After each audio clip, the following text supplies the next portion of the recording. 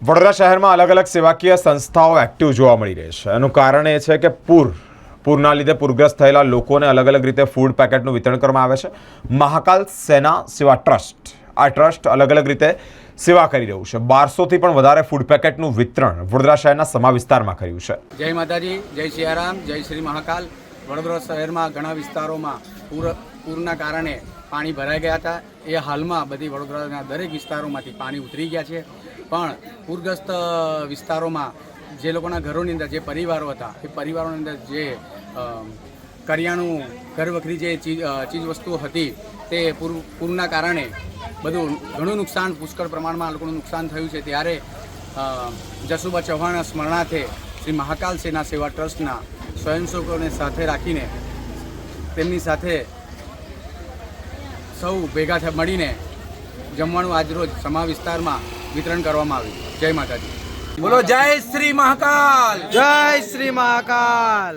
મહાકાલ સેવા ટ્રસ્ટનો અમે ખૂબ ખૂબ આભાર માનીએ છીએ કે એમને આટલી ગંભીર પરિસ્થિતિની અંદર જે પૂરગ્રસ્ત લોકોના દિલને સમજીને એમની જવાબદારી ના હોવા છતાં બી એમને જે સેવાનું કામ કર્યું છે અમારા વિસ્તાર સમા નવીનગરી માટે, એમના માટે અમે મહાકાલ સેવા ટ્રસ્ટ સેના સેવા ટ્રસ્ટને અમે ખૂબ ખૂબ અભિનંદન આપીએ છીએ અને આશા રાખીએ છીએ કે તમને મહાકાલજી એટલી શક્તિ આપે કે આગળ તમે હજુ બી સારી પ્રગતિ કરો।